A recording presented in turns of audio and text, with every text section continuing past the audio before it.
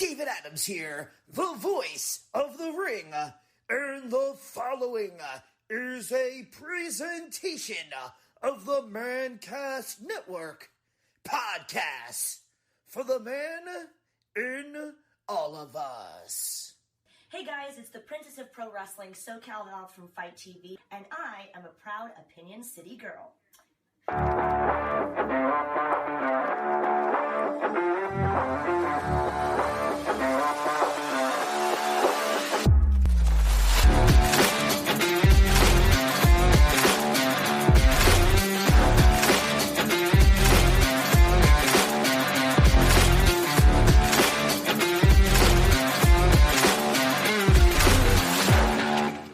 All right, what's going on, guys? Welcome back to the Opinion City podcast. We are a professional wrestling podcast where we debate the hottest topics of the past, present, future, and beyond.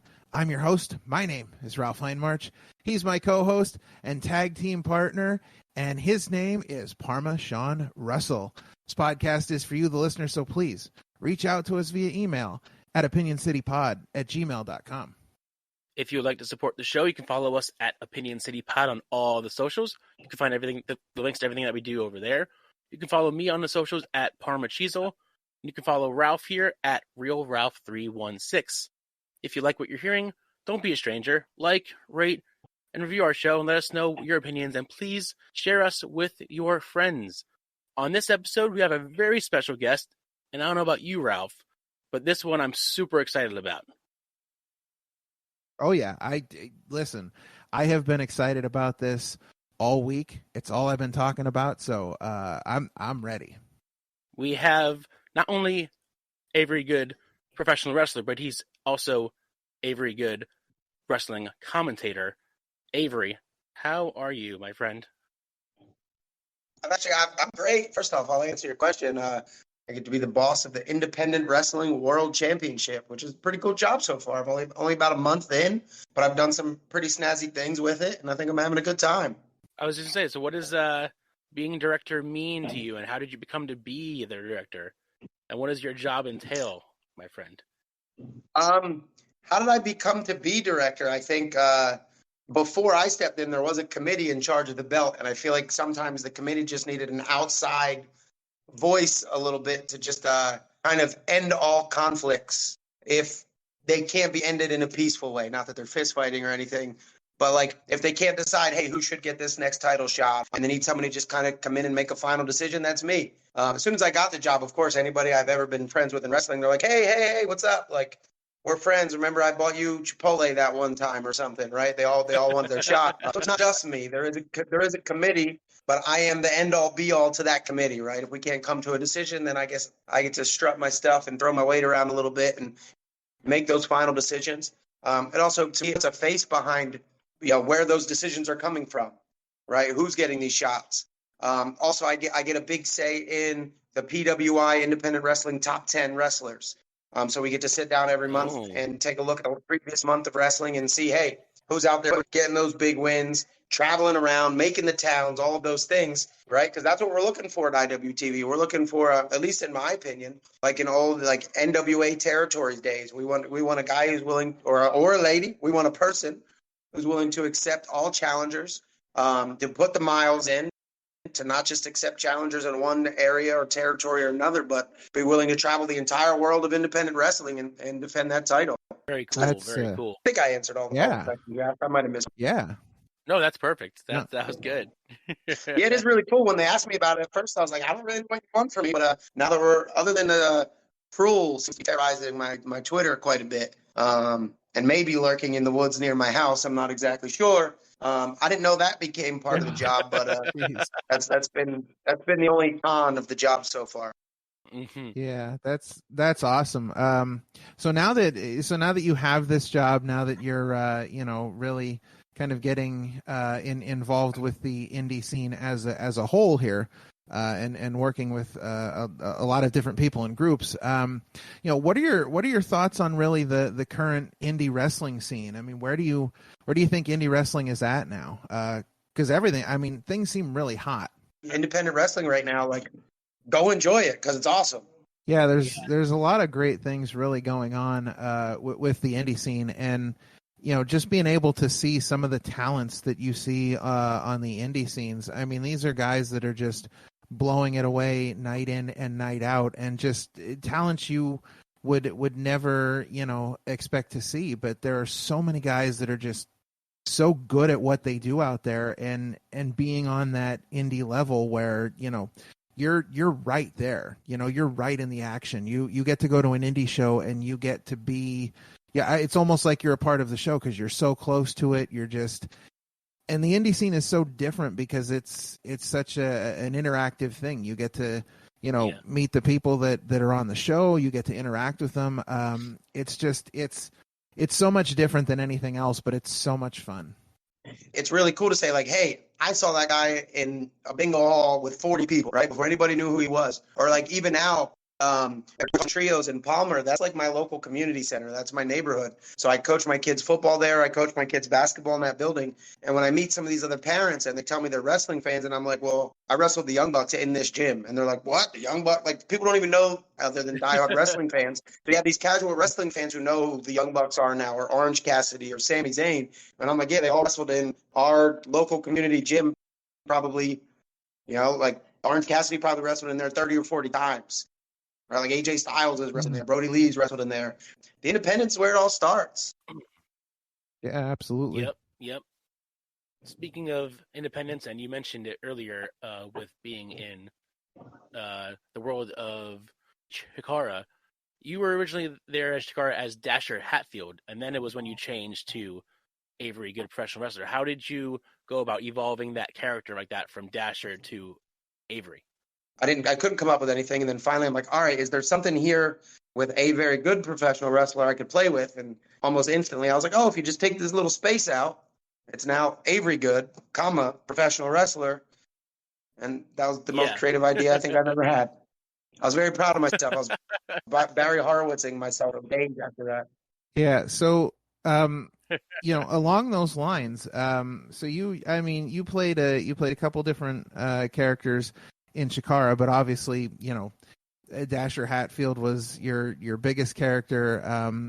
Very sort of, I want to use the word synonymous with Chikara, kind of like the face of Chikara, even though you were a baseball face. But did you enjoy working under a mask? Was that always like the plan, or was that something that you had to get used to, and then once you got out of the mask, you were happy with that change? 2006, and within 7 months, they were on the verge of creating something special in the world of wrestling. So I just started training there, and I was a huge ECW mark. Like, ECW is my favorite thing. It saved my wrestling fandom in my cool teen years when wrestling wasn't cool. So Quack was training at the ECW. I meet Hollow Wicked, I meet Drew Gulak, and I meet all these great wrestlers. Chris Hero's there at the time, and literally, I think I proved I would have did whatever I had to do, right, with the big cow suit to just get a spot on these shows. Wrestler with no experience, some of the talent that was on them, I would have jumped on any idea that was thrown at me. So when the idea came and it had a mask included, I was very excited to do it. So it was never the mask. My goal was never to just eliminate the mask, but it was just a matter of, I wanted that heel run, and I kind of felt the best way I could get started with that was to completely abolish the thing that everybody loved, which was Dasher. I'm like, if I take away this thing that everybody loves, that would get me off on a good start as far as people being like, oh, I don't like this guy anymore. What made you want to become a very good professional wrestler? Like, who did you watch growing up that made you decide that's something that I want to do when I get older?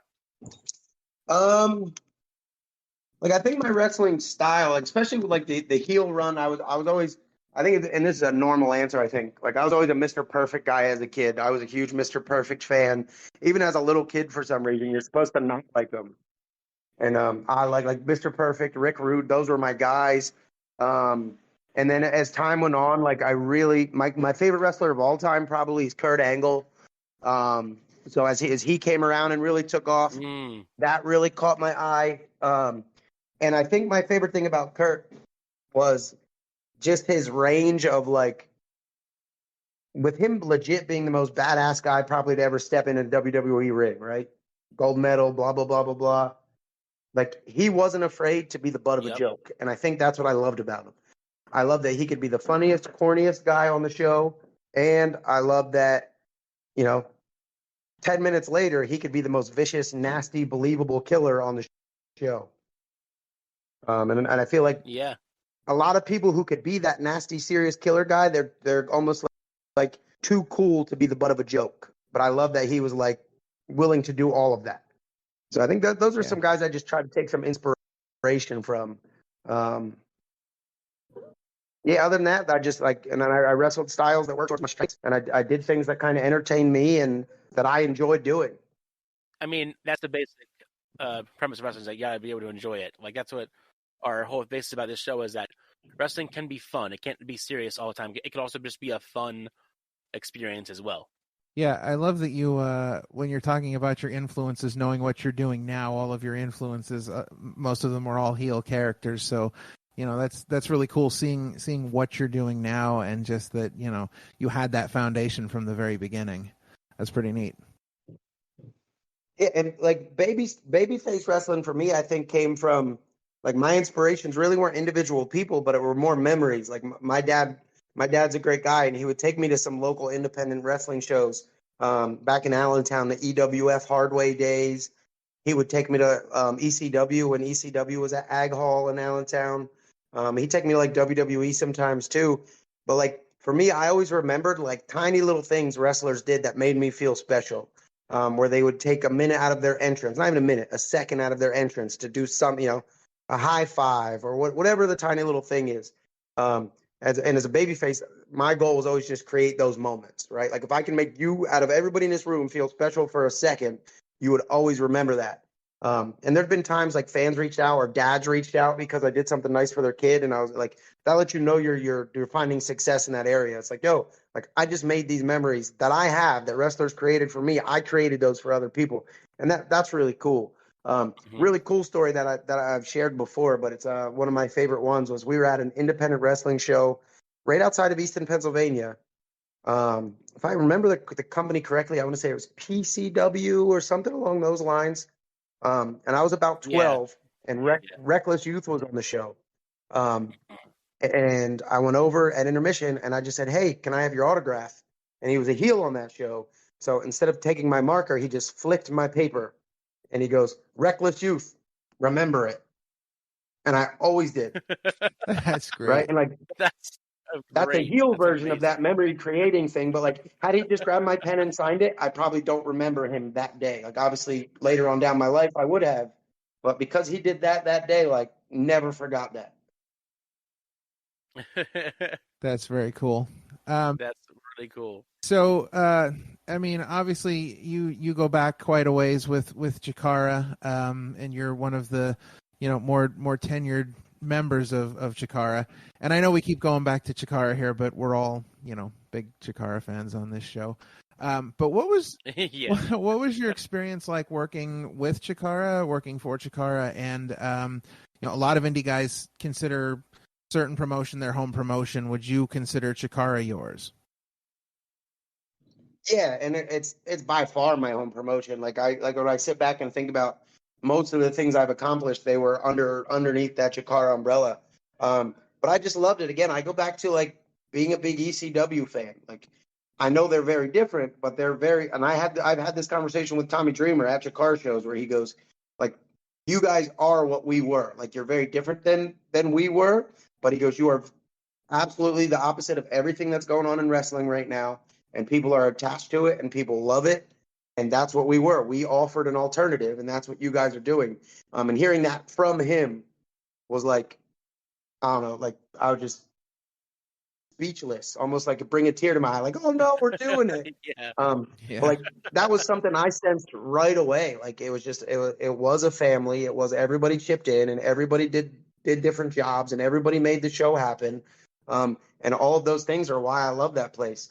To go back to the Tommy Dreamer story, I remember we're sitting in the ECW arena watching, I think it was a tag gauntlet with Dragon in it. And you can see the matches on the backside of the big Titantron.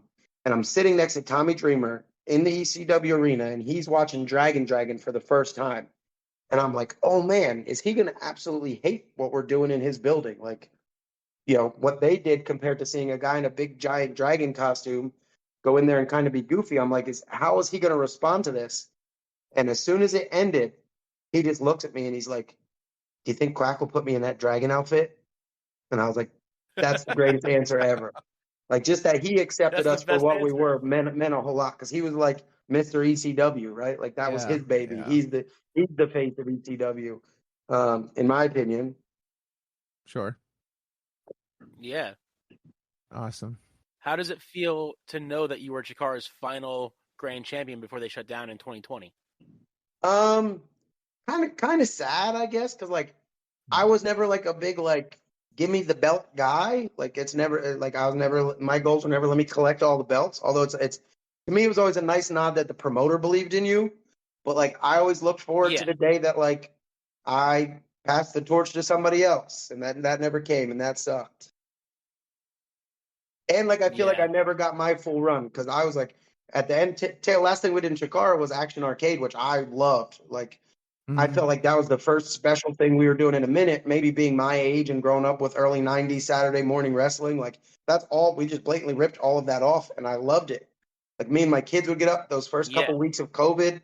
We'd watch Action Arcade. I was loving being a heel. I was absolutely loving having Sidney Bacabella on my side, because that's my dude. And we were so Yeah. excited to work together. So yeah, like I just feel like that run never, like, I love the story that we told getting the belt on me, and then I feel like we never got to like run with the story we had in place, which was awesome. I was very excited about it. Yeah. Well, And even then, that story would have ended with me quitting wrestling, by the way. So that ball was Wow. already in play. Yeah. Oh, wow. Jeez. I'll Well, give you that wow. Easter egg, but it was going to be an awesome story. yeah, that's awesome. Sydney's great. I mean, Sydney is fantastic. So that's a great point there. Sydney is amazing, but not for nothing. Your ladder match with Touchdown was, I mean, ridiculous. Probably one of the, I would call it the best ladder match I've ever seen. I was there live for that, and your ladder match with Touchdown was just phenomenal. I appreciate that big time. We put a lot of work and pride into that match. And also, I do not have a fear of heights, but I do have a fear of ladders. I don't like ladders. I lost sleep all week long knowing that I would be climbing that ladder multiple times on a not sturdy platform. But we got through it with the bumps and bruises, but everybody made it out safe. The crowd didn't know at that time, but I knew at that time that would be Mark's last match for a while anyway. And Mark's my buddy. We're best friends. So like, that meant a lot to us.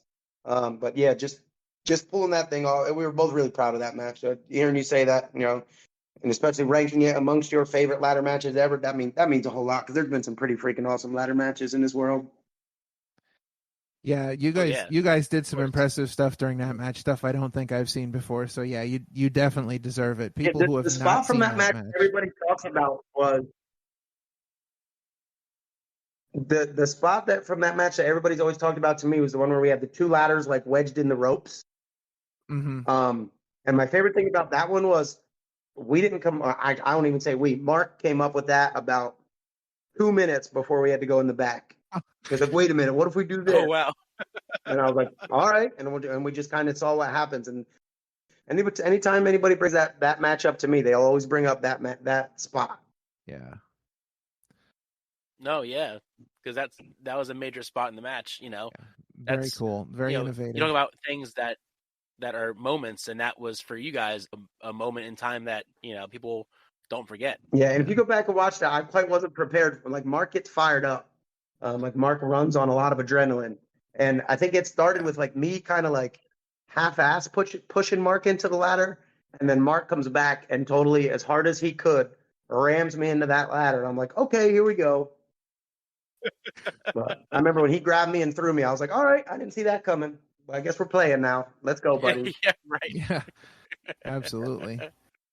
So with that in mind, still being involved in the sort of independent wrestling scene these days, do you really still keep in contact with a lot of people from Chikara? Anybody specifically that you're? I mean, I know you and Sydney are doing your thing, but anybody else that you really keep in contact with? I talked to Mark a lot. I talked to Missile Assault Man a whole lot. He's one of my good friends. And then we've had a fantasy football league Chikara group chat that goes back to probably like 2008. Wow. So me and Oh wow. those fellas, everybody in there, I think that's 14 people deep. So that still is alive and well. Actually, Big Dan Champion is our current 2-time reigning champion of our fantasy league. So Nice. So He's that's also a where the dirty cheater, animosity. so he's got that I was going. going to say, is that where the animosity with Dan comes from? It might. I mean, I think I hate Jolly Roger more because he made a really dumb trade last year that gave Dan the championship. Oh boy, Oh no. man, how can you hate a pirate? Come on now. His lack of football knowledge. Yeah, I got you. So, where would you consider your home promotion now that Chikara is no more? Just the world of independent wrestling. Like, I don't have one. I'd say like Fight Pro is a fun company with a sports theme idea that runs in seasons and wrestlers gather points. I do some commentary for those guys on a pretty regular basis. And we just started filming some like ESPN, Pardon the Interruption style, like recaps of their shows that are a lot of fun. So you can see me there. I guess if I had to pick a home promotion, it would be the good folks at the LVAC, the Lehigh Valley Athletic Council, and Let's Hang Out. And I just picked those just because I love those guys, right? There's definitely some Chikara, old school Chikara vibes with a little bit of an edge going on at those shows. And you'll see a lot of familiar faces there. You'll see the Batiri, you'll see Ultramantis Black. You'll see some ants popping in and out of there every once in a while. You'll see Murloc there. But those shows literally are just like it's called Let's Hang Out, but the theme is Let's Have Fun. Like it is wrestlers, fans, everybody show up, have a good time. And speaking of their big shows coming up September 16th, right at Steel Stacks in Bethlehem. And I'm pumped because last year I missed that show. Yeah. It's the only LVAC show I've ever missed, and it made me really sad. Ralph and I will be at that one as well. Awesome. I look forward to it. It's gonna be a good time. Last year's show was crazy. I cannot believe the crowd they had. So I mean, I'm sure this year is going to be even better with the crowd. But I mean, it was legit. I got seats, but it was legit standing room only, and it was not just standing room only. It was packed. Like you were hanging out with people all right because you were right there with them. It was super packed. So it should be a lot of fun. You kind of touched on the LVAC there a little bit, and they have such a Chikara vibe to them. Just that kind of, you go there, you're having a good time. Every wrestler that participates in the LVAC, they're so accommodating to the fans. Everybody you can tell they're having a good time too. So it's very much, it's the closest thing I've seen to a Chikara vibe since the closure. So it's really fun that we still get to have something like that, especially here in our area. Yeah, and you and Ralph were both at the Iron Pigs event this past week. Yeah. How was the Iron Pigs show for you? And Ralph, you might as well say the same thing. How was the Iron Pigs show for you as well? I mean, baseball and wrestling for me, you can't go wrong. Oh, yeah. I got to sit right behind Avery for commentary. And let me tell you, if you only know Avery Good Professional Wrestler and you don't know Avery Good Professional Commentator, like you have no idea what you're missing because this guy's magic on the mic, I got to say. I appreciate you. And even that goes back to like the good old fun days of Chikara where just anybody was allowed to get on commentary. And like, I remember like, asking like, can I please go? Like that's a part of me I think I would do well at, and I think even then I jumped on it right away. I can remember one of my favorite commentary moments ever was a tag gauntlet at a King of Trios weekend, and it was myself and Denver, Colorado, the man not the city, and I remember singing the Demolition theme song as Axe and Smash came out for the tag gauntlet. And if there was ever a dream that I didn't know I had that came true that day, that was it. Oh yeah, the commentary on those old Chikara shows were amazing. I mean, I would put Ultramanus Black and Larry Sweeney up against anybody. You remember, and this is Oh my wow, those favorite two are commentary good. moment ever, and it was those two on commentary, and it was in Hellertown, and it was during a Ricochet entrance. You know where I'm going with this? I believe so. And it's kind of dark humor, which I do have. And it was Ricochet comes out, and they're like, hailing from Paducah, Kentucky, and Sweeney goes, Paducah, Kentucky. Miss Elizabeth's from Paducah, Kentucky. And Ultramantis, without missing a beat, goes, yeah, well, she's dead. Yeah. Oh, And it was if that same silence. You hear that same silence we yeah. just had, and then you hear Larry Sweeney trying not to laugh, and Ultramantis Black is an evil insectoid thing for a reason, because Yeah. he's a terrible person. Oh my god. If I tell anybody to go back and watch old Chikara, it's those Hellertown shows, because there was just something magic about it, something magic about the time. Being able to be there for the Anniversario show they did years later in Hellertown, it was so cool, because you feel like you're stepping into a piece of history. Because those shows were just It was amazing. that curtain. It was that blue and yellow curtain made it. Yeah, absolutely. Yeah. What has that transition been like to go from wrestler to being on the mic on commentary? Like, was that an easy transition to go through from wrestler to commentary? Yeah, like I was already doing commentary, so it's just a matter of like eating your heart out sometimes that you're not wrestler anymore, right? And people ask me all the time, and Yeah. like, oh, you miss wrestling, and it's like, yeah, I think you'll always miss anything you move on from that you love doing, but I don't feel like I left anything behind or unfulfilled by any means. Like I had my good times. I achieved a lot of my goals. So that kind of stuff I'm fine with. I did catch myself at a Let's Hang Out show at Sokol's at intermission, just like watching some people put their match together. And that's, I think, the first time where it's like, that's the thing I miss. Like I miss getting together with a group of people and creating magic out of thin air, right? Like we literally show up, maybe we have some ideas, but when we all start talking, like sometimes you start talking and building matches and it just magically just all happens the way it should and pieces fall into place. And then you get in the ring and even more magic happens. And it's like those are the things that I miss, right? The creative part of it, the creating something nothing. Yeah.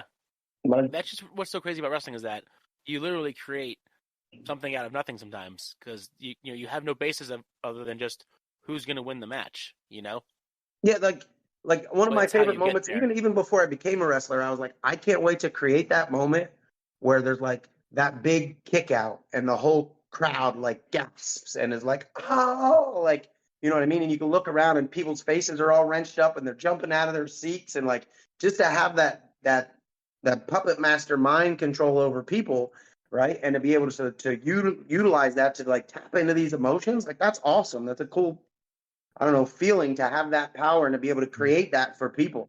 And like again, on a couple times, I think we're super successful in doing that. I want to say it was the King of Trios, might have been the last one that happened in Reading, where there was a part in that where I was like really reaming out Boomer, and really laying into Boomer. And I get in the back and multiple people come up. They're like, some lady cried and had to leave. Like she said she couldn't handle the father-son dynamic, and Oh she my got up out God. of her seat. And I felt bad because I didn't want to make that lady feel bad. But at the same time, I was like, Yeah. that's amazing that we were able to pull that emotion out of another person that we don't know. Yeah. Yeah. Well, speaking of If moments, that lady's listening, I'm sorry. I didn't mean to make you feel bad. yeah. Oh no, you're fine. Well, let's hope she's listening. If she's not, like we gotta find her and get her as a listener. Yeah, we gotta find her. Find this lady. Yeah. Well, speaking of moments, so you during your career you have entered and won the ECWA Super 8 tournament. And speaking of moments, is that something that you would consider a defining moment in your career? And maybe if not, what would you say would be the defining moment of your wrestling career? I was this close to winning it twice in a row too. I was this close. For me, that's like I think maybe I'll pinpoint it to three of them, Matt being one. I think the ladder match with Mark is one. I think the losing my mask against Boomer was one. That was a big deal to me because like he was so freshly, he wasn't a year into training, right? And we're main eventing Chicago in the most important match to me in my career because I wanted to get off on such a good note with this whole new personality. I didn't want that match to be a flop because then I felt like the whole thing was not going to work. So that match going as well as it did with a wrestler as green as he was something I took a whole lot of pride in. And then, winning Super 8, just obviously the long list of people who participated in that tournament and or won it. To add your name to that list is awesome. And to go back to Chikara being my home for such a long time, that was the first really big thing I felt I accomplished outside of that bubble. So to win that was awesome. And I had no idea I was winning that until 2 seconds before we went through the curtain. So it wasn't something I expected to win. I got there and I did my thing. And I guess in between each round, they would have discussions over who do we like, why did we like them, and then somehow throughout the day I ended up being the guy who won, and it was just such a surreal day. And then fast forward too, I get in the back, and that's right around the early days of IWTV. I get in the back and I pick up my phone, and my wife sends me a video of my kids and a couple of their cousins watching it on the big screen in the living room and jumping up and down. So you want to talk about waterworks instantly. I'm already feeling all the feels about just winning the Super 8. And then thanks to, my good buddy Jerry and that thing he created, my kids got to watch it live. And that meant the world. That they got to see Dad do that. Yeah, that's gotta be a cool moment. Yeah, that's super cool. Yeah, definitely was. Now, you made 2 separate appearances for AEW on their show Dark. What was that like to be put on a bigger platform like that, even if it was just for that brief moment of time? Also, the coolest thing in the world, I'll go back to the first time I got to do it.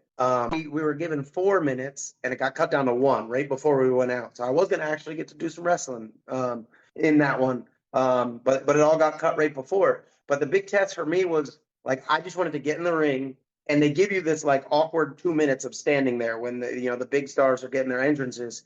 I just wanted to get in that ring and see if I still had, my wits about me, in that scenario. And I got to stand there for 2 minutes and just look around, and, I never felt like I belonged any more than I did that day. I looked around, and I'm like, I'm not nervous at all. This is a wrestling ring. This is something I've trained for and practiced and prepared for my entire life.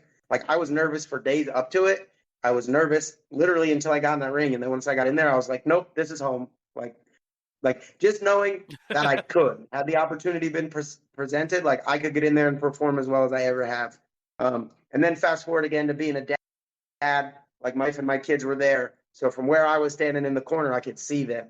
So that was really cool too. I could see them waving at me, and they had a sign, and so just getting to stand there and make that eye contact with them, and them getting to see their dad in front of 16,000 people makes everything worthwhile. That was really cool. Yeah, when they announced you as being on Dark, I was like, this is a show I have to watch now, because I was so excited to see you even in AEW, even if it was for that brief time. Just seeing you in a bigger show like that, I was like, oh, I have to watch this. I have to see what Avery's up to, Yeah, and that was the bummer, because it was that was right around the tail end of them bringing indie guys in and actually giving them 5-6 minutes and letting them go wrestle. So I was kind of going there hoping for that. And like I said, we did get a 4 minutes, and we had a little back and forth. It wasn't just a straight squash, but then it all got taken away in a blink of an eye.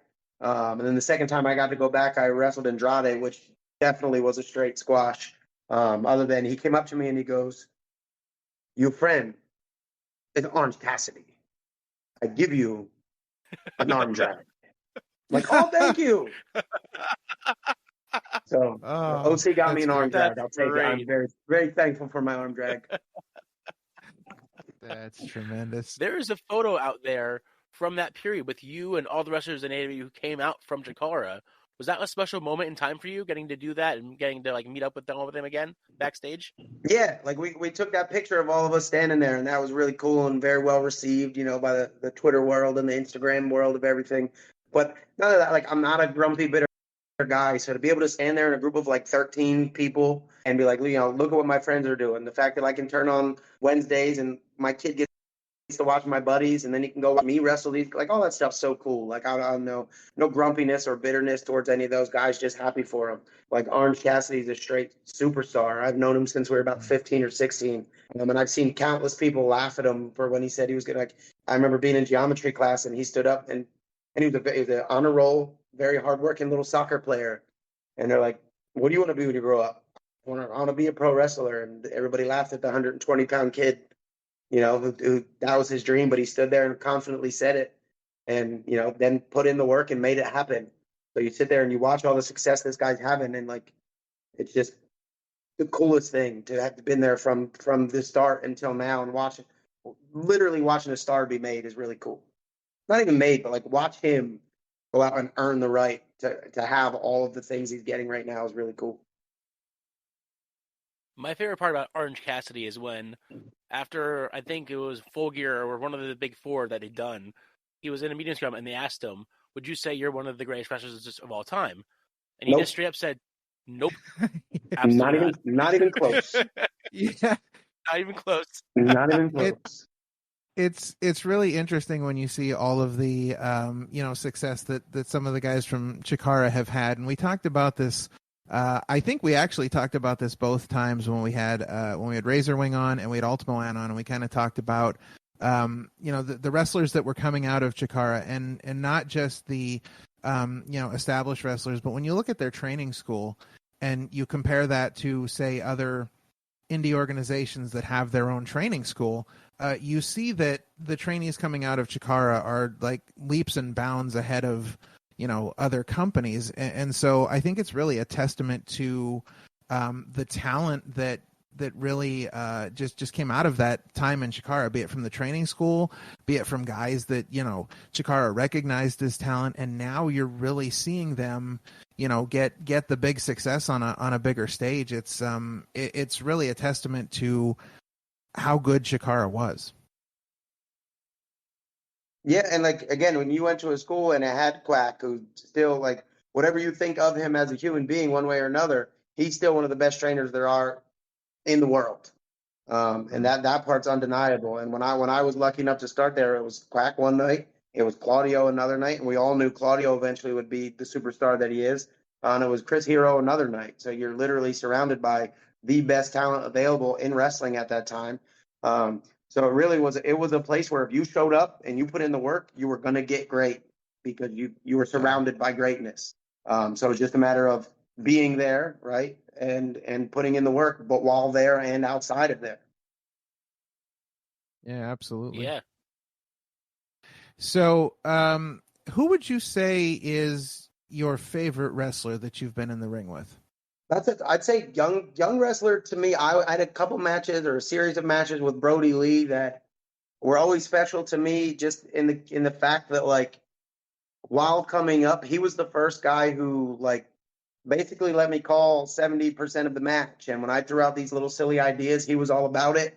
And just he was, like, I would say, the first guy who I saw as above me, treat me as an equal. And that always meant a lot to me. So I think he was definitely a favorite opponent of mine. Fast forward down the line. Again, I know this is another taboo name, but I always loved wrestling Juan Francisco.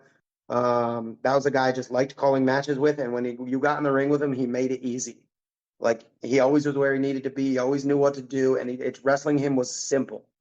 And then one that's like, I don't know if it was my favorite going into it, but it was one of my favorites afterwards, was right before Gulak got signed. Drew and I both had 2 points.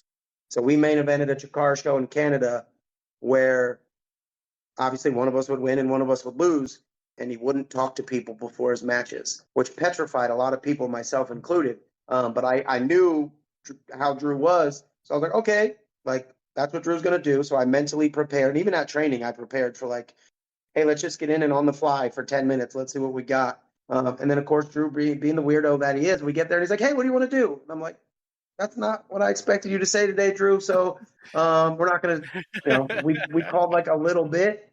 I was like, I'll take these three things. And then we just went out there and we killed it because he's as great as he is. And so like afterwards, I was just so happy with the match and proud of myself that I was able to go in and do what he does with him. And again, give him all the credit in the world because he's great. But afterwards, I was like, man, I'll wrestle that guy every day of the week, all the days of the year, the holidays. He's the man. Yeah.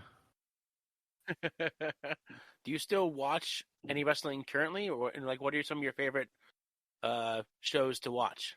So like since I've gotten this director of the championship committee job, like my emails are open. Avery Good at IWTV.live. I basically begged promoters. I'm like, please send me your best wrestlers because as a dad, I don't have time to watch all these indie shows. Like I just don't. Please send me the guys you think deserve the shots. So I've been watching a lot of just straight up matches. I will casually flip by AEW on Wednesdays, and it's basically like turn it on. If my friend's on TV, keep watching it. If not, turn it off. I was always, even as a kid, never a big watch, other than ECW. ECW would get me glued, but I was never a big watch wrestling guy. Like, yeah, I grew up on like early 90s WWF. But like, I always would, I have a cousin who I give all the credit for my love of wrestling too. He loves wrestling more than I do, hands down. We used to wrestle, when I first started, he wrestled with me for a little bit, back in the early 2000s. But he was the like to watch wrestling guy. And I was as soon as he put it on, I jumped off the side of the couch on top of his head and then just actually started wrestling guy. So I think I more have a love to wrestle than to watch wrestling. So like a lot of times I'll be in these long car rides and guys will start talking about this pay-per-view and that pay-per-view. And I'm like, I don't know. Like I kind of get the gist of it. Or as a wrestler, most of the wrestling I'd watch would be like, hey, if I know I'm wrestling Matt Mikowski on Sunday, then I'm going to watch 15 Matt Mikowski matches this week. Like it was more homework than sit down and enjoy some wrestling. But again, like I do like to turn on TV and see if I can just see what my friends are up to and see what kind of magic they are making in their really cool world that they've helped build. Yeah, being a wrestling fan is like a double-edged sword these days because there's so much out there for you to watch, but it's also so hard to keep up with everything because there's just so many shows every week and so much programming that, you know, if you're really trying to keep up with even just all the major promotions, like it's like an extra job because there's just like so much content out there. A week, right? There's literally a show every week. Oh yeah, so or every day. Yeah, you've got three. You've got 3 with WWE. You've got 3 with AEW. There's Impact, Ring of Honor. You know, there's so much out there to just devour, but trying to keep up with it is just insane sometimes. Yeah, it's a good problem to have, though. Well, yeah, absolutely.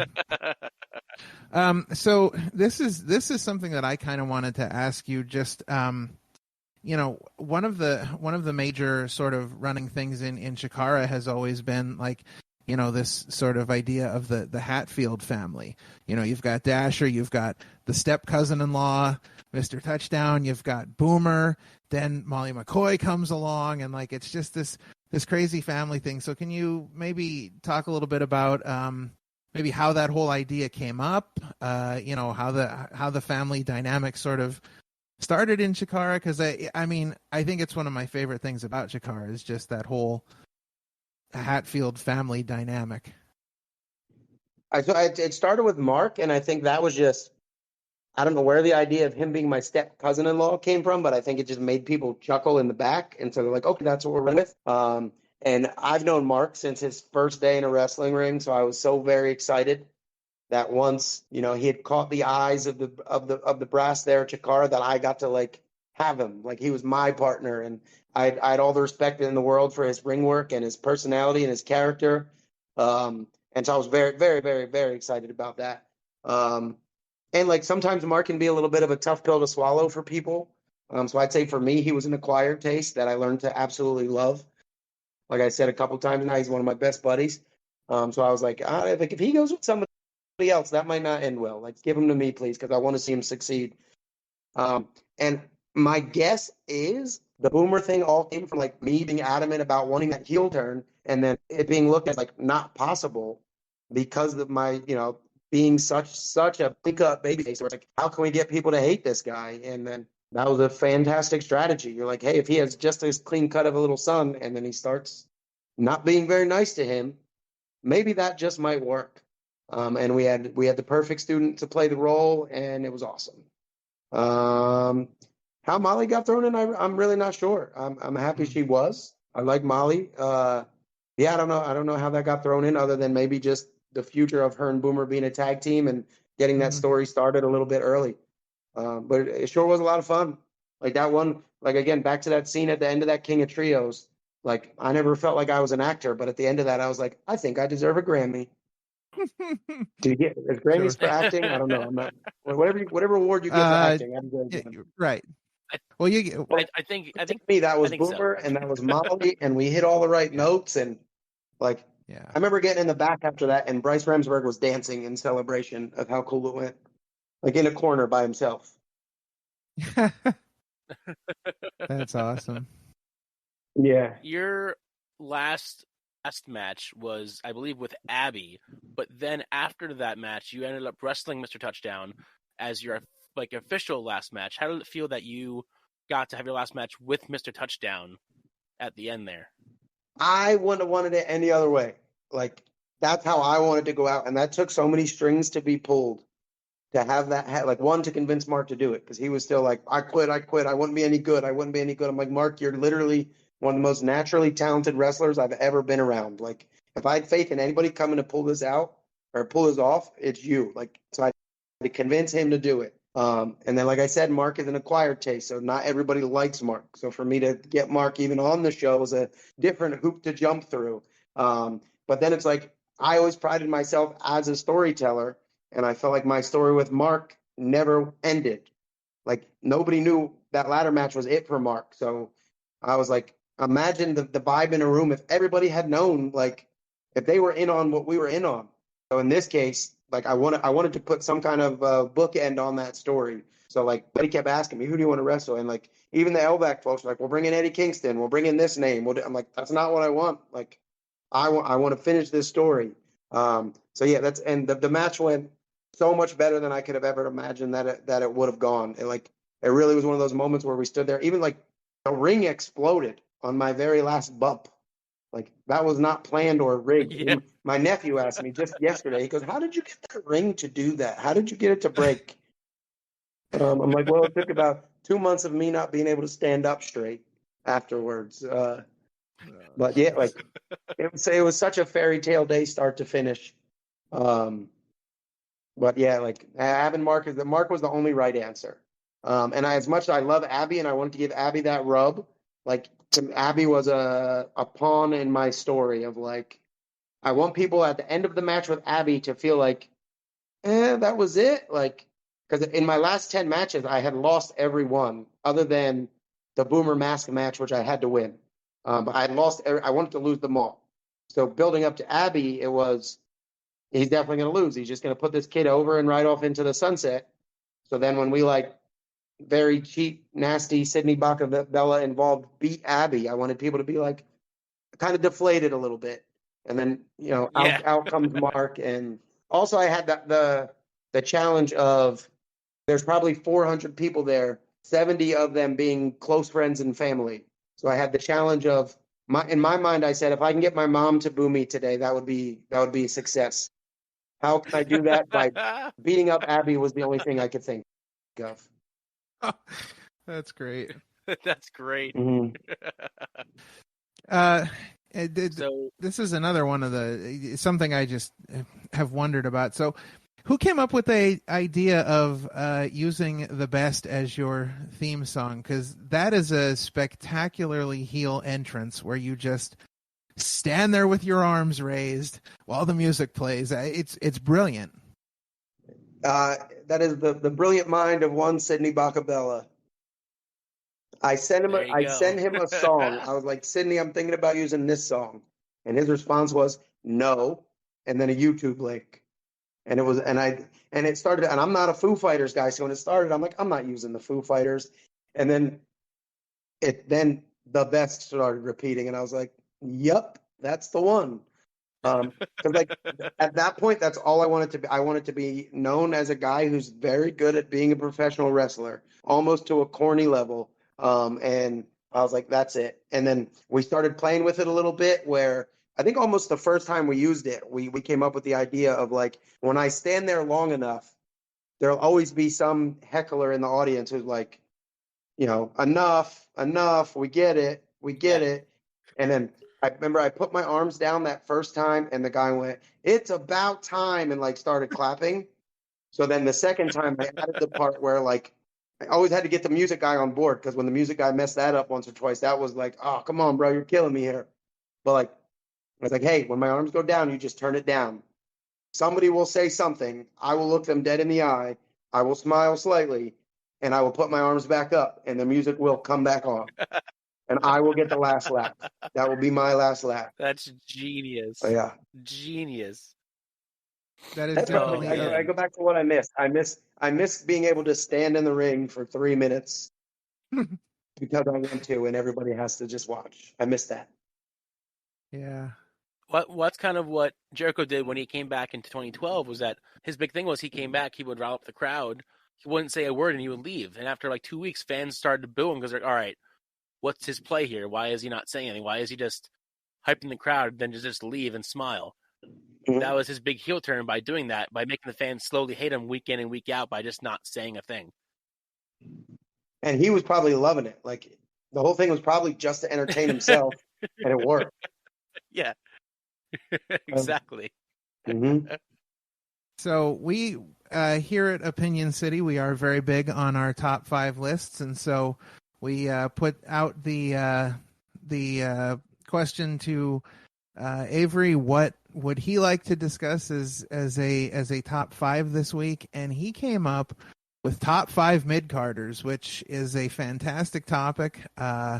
Something I don't even know if something we thought of when we were looking at top 5 lists, but very cool because it's something we have discussed to a point before where we've discussed guys that are kind of in that mid card area, but we've never really done the top 5. So I'm excited for this. I'm excited to hear what you've got for us.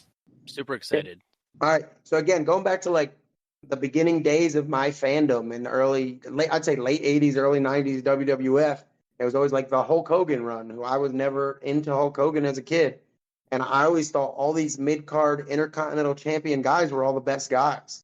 So I always had like a special, like when I started to be a professional wrestler, maybe it's why I never wanted to like collect belts, because I'm like, I always thought the guys in the middle was like, those were the best wrestlers. Your Rick Rudes and your Mr. Perfects and your Roddy Pipers, and you're like, I don't know. Those were my favorite guys, and I know they never got the big 3-year-long championship runs or whatever. But when you ask them, like, okay, I'd like to actually sit down. I actually sat down with my cousin and came up with this list. We had one name on the list that we agreed on. Our lists were pretty different besides one name. But yeah, I don't know where you want me to start, but I got my list. It's ready. Number 5. Hit us with number 5. Okay, so I tried to eliminate the obvious answers, which are like the guys I just said. Piper, Rude, Perfect, I think we all agree on are amazing, and so I figured that was the easy road. So then I also tried to like tap into all the different levels for me of my wrestling fandom. So it's like early 90s WWF, some WCW, ECW for sure, some current wrestling, and then one I had to throw on. All right, so I'll go with number 5, and this is my early 90s WWF, is Rick the Model Martel. Oh, that's a good one. Yeah. And that's a very good one. To me, he just gets the nod because of how much I absolutely just hated him as a kid. Like, he was such a good heel, and he made every babyface so likable because he was who he was, and he was just despicable, blasting everybody in the face with his arrogance. Like that Jake the Snake blindfold match is legendary to me. But yeah, I don't know. So Rick Martel is the guy who popped in my brain as like, anytime he was in the ring, I already knew I was rooting for the other guy, which meant he did his job really well. But yeah, I think he's very he's very believable in everything he does. It's funny that you mentioned him. I just did an interview this past weekend with a friend of mine, Jim Murray, who is a professional wrestling ring announcer, and he's living over in China and working with some promotions over there, but he tells a Rick Martel story where when he was a kid, when Rick Martel was in Strikeforce, they ran this angle where Rick got a concussion, and Jim's mom would always give him crap about wrestling. She's like, "Why are you watching that? That's fake, all this fake stuff." And his response was, "Well, it can't be fake. If Rick Martel's got a concussion, it's got to be real." But that's because Rick Martel sold everything he did, like so good in the ring. And he was a great heel. The huge "Yes, I am a model" button was one of my favorite things in wrestling. Like, just it was huge. I mean, it was like the size of a person's head. But yeah, he was so good at everything he did. Definitely does not get enough credit for what he was able to do in the business. Funny insider Rick Martel Chikara story, which may have been my favorite Chikara memory ever if it actually happened, was there was a King of Trios in Palmer that Tito Santana was on, and he was a 6-man tag, and Martel agreed to do this and then decided against it. I don't know, a week or 2 or 3 or whatever. He decided he wasn't going to do it, but it was going to be Tito goes to tag his partners. They leave. It's just Tito in the ring, and Rick Martel comes out and takes the tag from Tito that he never took back in the day when he had his big heel turn, and undo all that is wrong in the world of professional wrestling, comes in and takes that hot tag, and this was all going to be magic. And then Martel's like, I'm not coming to do it because he's one of the greatest heels ever. He's like, nope, you're not getting that. But that would have been cool. We call that a missed opportunity on this show. Because we talk about those all the time, missed opportunities. All right, moving on to number 4. Number 4. All right, let's see. All right, I'll venture into my current favorite mid-carder, and this is a guy I love, and I can't wait for the day that comes he gets his huge push. But to me, number 4 is Chad Gable. I don't think that guy does anything. Every random team they put him, good. When they put him on, he's the star of every random team. Any little moment they give him, he makes it memorable, and he gets the most out of it. So he's a guy who I just, again, and he has that Kurt Angle, like he's probably one of the most badass dudes in real life, but he can go in there and be corny and happy and cheesy, and that's just going to get in the ring and be absolutely flawless. He's just such a good wrestler, and that I might be a little ahead of the game with put him in this top 5 now, but I'm just foreseeing the future. I mean, I hope that eventually he breaks through and he's not a mid-carder because I think he's that talented. But just the world know that I love Chad Gable, and he's like, I've never met Chad Gable, but he's one of the people that if I do turn on TV and he's on, I'm going to stay and watch it. I think I fell in love with him back in those NXT tag matches, like the Gargano, Ciampa ones, and things like that. Like, dude's just so good. He's one of those guys that you can literally give him anything, and he'll just make it work. Yep. Like, he even made the whole Shorty Gable thing, as corny as it was, he made Shorty Gable work. Mm-hmm. Like, you can give that man anything, and he will make it into gold. It's almost like he made somebody mad, and they're like, let's give him this dumb idea so he can flop, and then we can fire him. And he's like, no, I'll turn that into gold. You're not firing me today. Yeah, exactly. I think he's a great example of one of these guys that you see in the business that basically, as you know, Sean said, you give him anything and he can work with it and make it special. And WWE often doesn't seem to value those guys as much as they should. And I think he's one of those guys that may have to go elsewhere to get his really big push, which if that's the case, then more power to him, because, you know, as you guys said, it's a home run out of the park with everything he does. And there are a lot of reports of guys talking about how, you know, he's as good as Kurt Angle or better.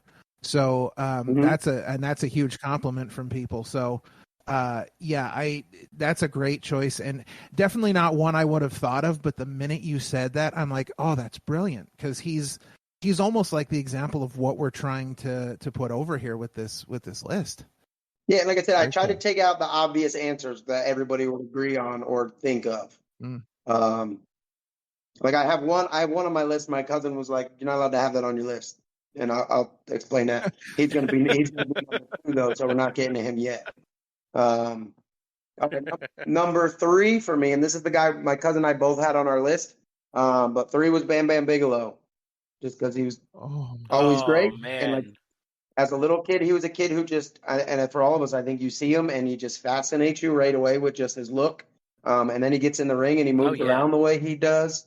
I think it's a big nod when like Lawrence Taylor had to come in and they're like, all right, Bam Bam, you're the guy who can make this happen. That just lets you know how much like the brass appreciated and respected what he was able to do. And he just did it for so long. And again, I'm not a huge wrestling historian, so if he got his big title run in some company and I'm unaware of it, that might have happened. But in my lifetime, it was always just mid card for Bam Bam, but I loved every second of it. I don't think he ever won a major belt in his career, which is sad because he, like you said, he was such a good mid-carder that he deserved at least one run with some belt. But I don't think he actually got any runs with any belts wherever he went. no, and he certainly Yeah, so didn't get. Bam Bam did that. Yeah, he certainly didn't get the recognition that he deserved in like the major U.S. promotions. You know, he's like you said about the Lawrence Taylor thing. We just had this conversation when we were talking about Damian Priest and Bad Bunny and how management has to view you to put you in a situation to work with somebody where, you know, you've got to make them look as good as possible, no matter how talented or untalented they may be, you know, how green they are to the wrestling business.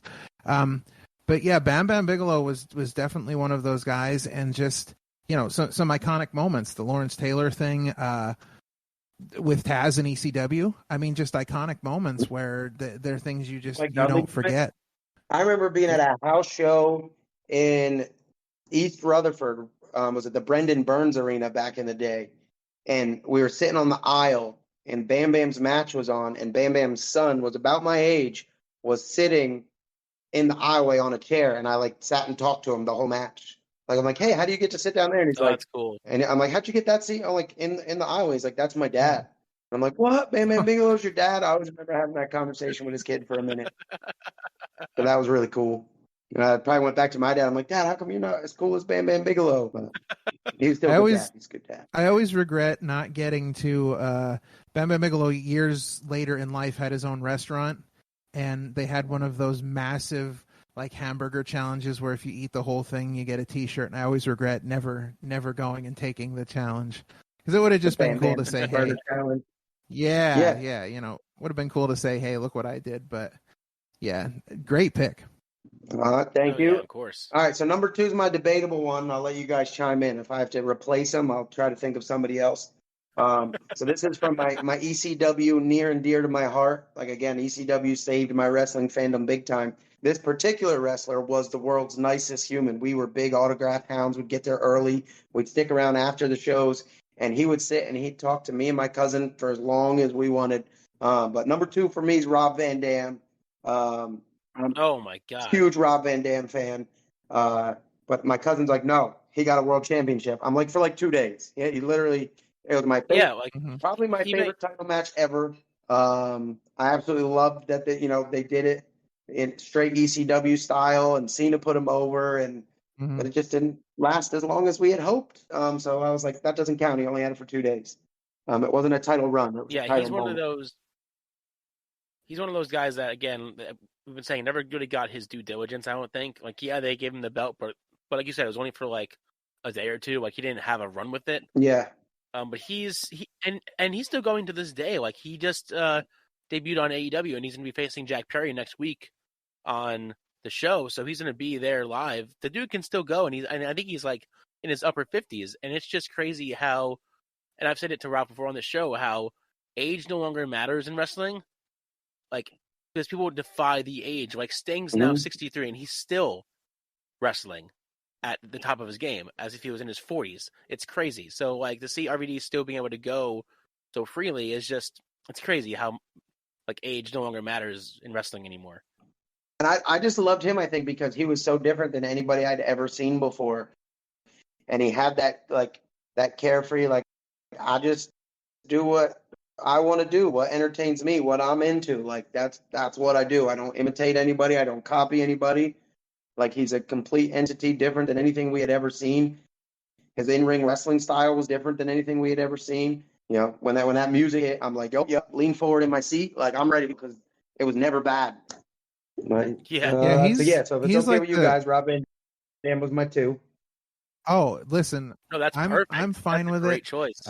He was like the coolest dude in any room he walked into without even trying. Like he was just the cool guy. Oh, yeah. But I feel like his world title 2-day experiment was more about the fact that he missed the first one night only and really didn't get to participate more than they were really interested in him as world champion. Plus, it was a great moment for one night only. So I think that's more. Oh, yeah. I think that's more along the lines of where they went with that. So I'm absolutely okay with it. I think, we talk about top 5 mid-carders and guys that didn't get the due that they were that they'd earned. And yeah, I don't think you can. I mean, yeah, he had a world title, but you can't argue against him as a guy who never really got that major sort of recognition that he earned. Like these mid-carders are guys we're always kind of like rooting for, right? We have so much respect for these guys and we want to see them get that moment. Like, and I understand in that building on that day, like that's a diehard ECW crowd. But like that, the passion when that guy won that match, like is unmatched. Like, I don't care if there's 30 times as many fans at WrestleMania or wherever else you're at in the world. Like, you're never going to see the passion that came from that crowd of people on that day when their guy beat John Cena for the WWE title. Like, it was absolutely like, and we all knew, like, I feel like we all knew it was going to happen. Like, I'm like, there's no way that Cena's walking out of here with this belt. But even when it happened, it was just like a euphoria of some sort where like he finally got his day. It didn't last long. That's where we can still call him a mid-carder. But he got his day, and it was awesome. It was really cool. Yeah, absolutely. I feel like if it didn't happen, I feel like the fans in that arena would have rioted and exploded if it didn't happen. There were signs in the crowd saying, if Cena wins, we riot. So, like, I feel like if they did, and I don't think that was a joke. And had Cena beat him, it would have been a real problem on their hands. Oh yeah, absolutely. It would have been insane. Okay, number one, I go to, like, WWE Network became a thing. The first thing I went to was the wrestling I feel like I missed in the 90s, which was like pre-NWO WCW. And again, I go back to my cousin Rob, who loves wrestling more than I do, hands down. And he would watch that stuff as a kid all the time. And I'd be like, nah, I'm just going to watch WWF. I'm just going to watch WWF. So when I went back and I started watching this 92 to 95, 6 WCW, instantly fell in love with everything William Regal did. And William Regal, to me, is my number one mid-carder. Because his U.S. title matches back in the day, so ahead of the curve as far as what we thought professional wrestling was. Such a range. He can, like, again, back to that Kurt Angle, he can be the butt of the joke. He can be the most deadly technician that's ever in the ring. He can drop you on his head. He can make you laugh. He can do all of it. We know now that he can cut great promos and he can train with the best of them, and there's nothing the guy can't do. And he even equates his success to just, having that wide range and being open and trying anything, to keep a job and to get a reaction and learn, this craft of professional wrestling and to be able to master it. So yeah, William Regal's my favorite mid-carder of all time. And that's my 5 list.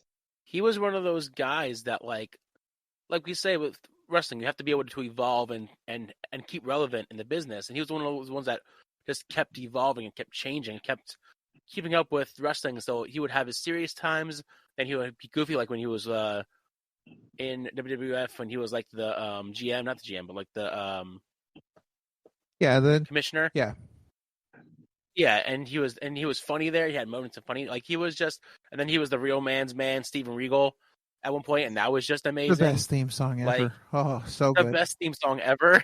By far. Man. That's a great pick. Yeah, and I think you can really sort of the epitome of somebody that a mid-carder that doesn't get the due that they deserve.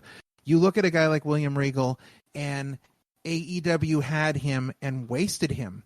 Like, he talks about how they just wanted to use him on TV as a manager, and they didn't want to utilize all of his knowledge, all of his experience, backstage. Like, he wanted to help people, and they just weren't interested in that. And can you imagine a company having a talent like William Regal? Everything he's done in this business, we know his story. We've heard, where he came from. His book, if you haven't read his book is phenomenal. Just a great guy, and everything that he has done in this business. And then to have a talent like that backstage and not properly utilize them. I mean, this is a guy that just wants to help people and wants to help make people better. And you don't use that to your advantage. Bang. That's the example of what we're talking about here. So that's a great number 1 pick. Yeah, when he showed up and was paired with Claudio, I was so excited for that. I almost go back to like when WWE had Heyman with Claudio for a minute. I was really pumped for that. But William Regal and Claudio together, I was like, I will watch this every time it's on TV. That sounds absolutely amazing to me. I know they had a match or two in WWE that were awesome. I got to spend 3 different days with William Regal, like while doing extra work and things like that. That were just like, I just would like follow him around and just listen to him talk, and just couldn't get enough of it. It was awesome. Everything he said was worthwhile. It's like millions of little light bulbs, like a Christmas tree, going off all over the place. But that man understands the world of professional wrestling for sure. All right. Well, another excellent top 5. A great conversation about mid-carders, and honestly, a great conversation with you about some things, your opinions on wrestling, some stories, just a great time altogether. So listen, let me ask you, what is going to happen with Dan Champion here? What do you got in store for him? This guy's been bad mouthing you in the ring. I'm coming back and wrestling him. Like I hate to rain on Dan's parade, but I quit. I'm not coming back and wrestling Dan. He tried to beat up my buddy, who's an elderly, disabled old man, so I couldn't allow that to happen. Not gonna lie, I was a little bit jealous of the reaction Dan got.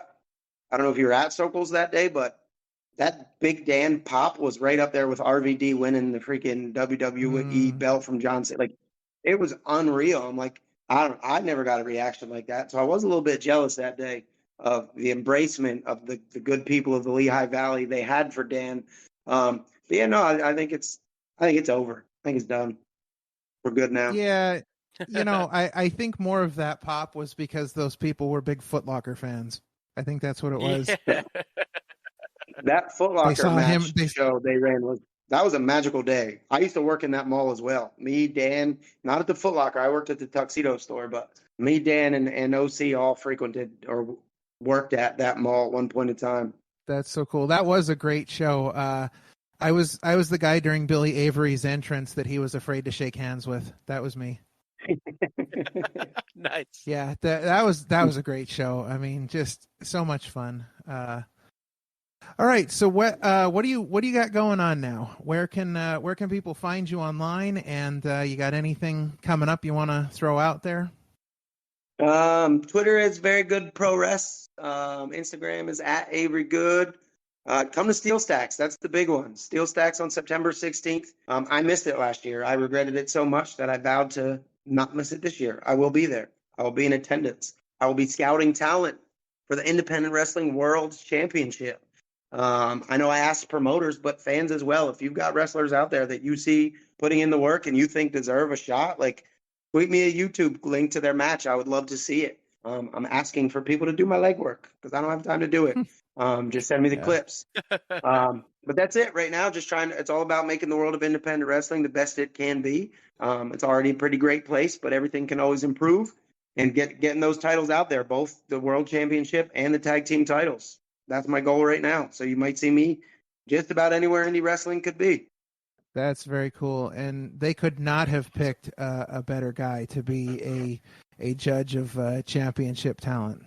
I agree. Yeah. The director. Very cool. Well, want to thank you for hopping on the show with us this week. It's been great having you. It's been great catching up a little bit. And of course, we want to thank our listeners for listening to the Opinion City podcast with myself, Parmesan, and our special guest, Avery Good, Professional Wrestler.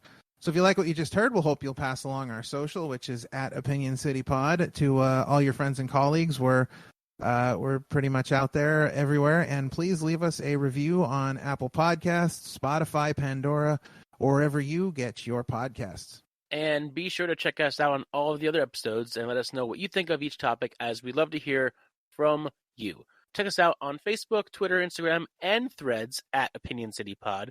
This has been a Mancast Network production, and we will see you next time. This is also Ann here. You're listening to Opinion City Podcast. Thanks for tuning in. Happy trail.